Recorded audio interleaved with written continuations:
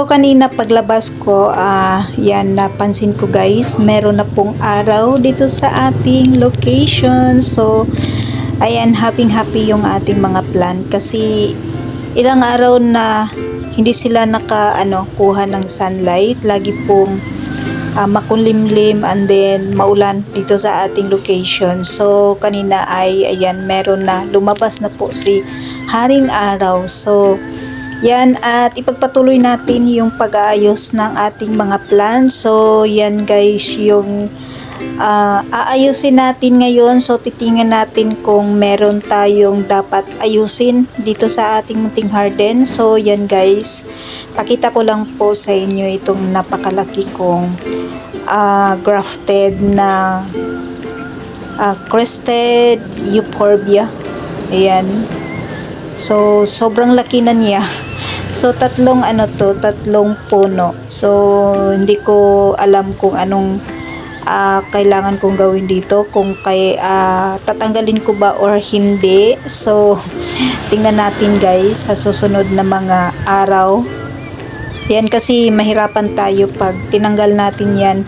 Medyo mahirap din hanapan siya ng pwesto. So heto, balik sa ating mga halaman dito sa ibaba. So tingnan natin kung meron tayong dapat tanggalin or putulin, ayusin na mga plant dito sa ating munting garden. So heto guys, yung ating napakagandang pink butterfly. So heto yung pinaparami ko pa dito sa ating garden kasi sobrang ganda ng kaniyang flower. So yung kaniyang mga pops bang tawag dyan, yan, sobrang ganda, pink na pink. And marami na to nung hindi pa maulan dito sa ating area. So laglagan yung kaniyang mga flower ata yung tawag nila dito.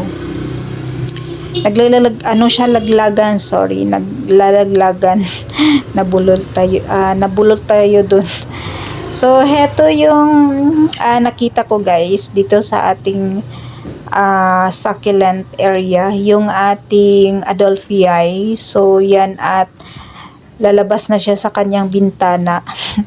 Ayan, so aayusin natin yan kasi baka pag natuluyan na siyang ganyan, baka matamaan siya or masipa ng mga pusa na dumadaan dito kasi ginagawang daanan to ng mga pusa. So yan, aayusin natin. Ayan, tanggalin ko lang yung ating ginawang bakod. Ayan, pwede naman siya hindi lagyan ng bakod guys, kaya lang yung ating mga pasaway na pusa ay ginagawa nila itong yung daanan. So heto yung sinasabi ko na flower ng ating kalanchoe, butterfly, pink butterfly. Ayan, yan, marami sila dyan na naglalaglagan. Ayan, sa po yan, laging ulan. So yan ito yung ating Darly Sunshine na maganda. So pinaparami ko sila dito, mga leaf propagation, yung ating mga nakatanim dito. Yung iba ay cuttings. Ito, yan, heto guys, hinahanap ko pa yung ID nito. Sobrang ako dito kasi simula nung tinanim ko siya dito sa sa harapan. Ayan, at naka-recover yung ating plant. Before kasi nasa nakapat. And then na-head cut natin siya, and then yung top nilagay ko dito. And then yung mother plant ay nandun sa pot, and then naisipan ko na ilipat na lang dito sa front yard yung ating mother plant. So yan guys, naman siya, naka-survive. Yan, pinatong ko lang siya dyan sa soil, and then heto yung ating Adolphii na lumalabas na sa kanyang bintana sa bakod. So aayusin natin to, iurong ko lang siya ng konti. Ayan, para hindi siya lumabas. Kasi hinahanap niya yung yung araw. So, yan. So, ganyan lang mag-ayos ng ating plant. So, stretch lang natin ng konti para tumayo siya ng konti. Ayan. Hindi na ako mag-cut muna ng ating mga plant kasi pinaparami ko sila dito sa ating front yard. Before kasi guys, lang yung naiwan sa atin mga leaf propagation, and din yung ating flapjack ay ayan, stable na, nakadikit na siya sa soil.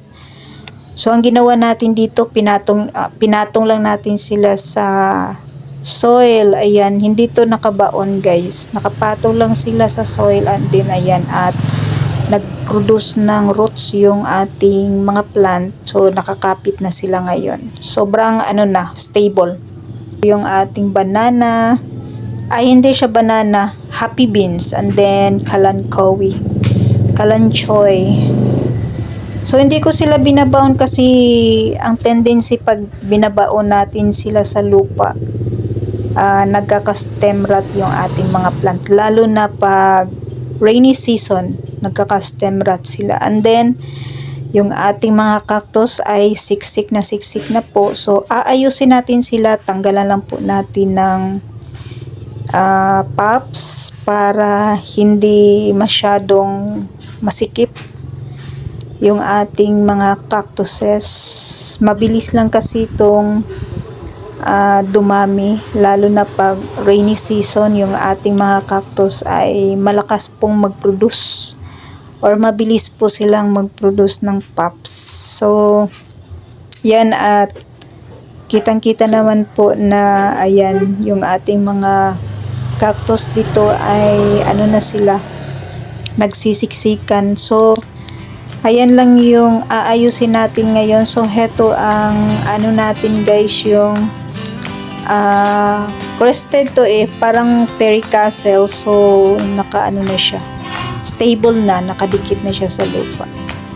So ito lang, tatanggalan lang po natin ng konting dahon yung ating pink butterfly, para yung ating succulent dun sa ibaba ay maka-receive naman po ng sunlight.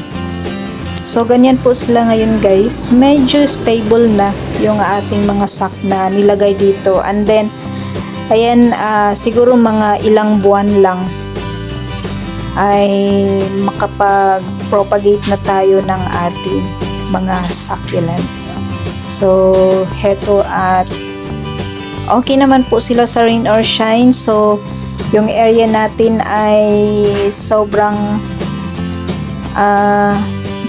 yung ating mga plant dito sa ating area ay sobrang babad sa ulan. So yan, at okay naman po, naging na sila, naging stable kahit na everyday silang nabasa sa ulan. Pero ayan guys, nakasurvive yung ating mga succulents. So ang ko dito, na-experience ko dito sa ating mga succulent ay kailangan lang po nila ng tamang sunlight.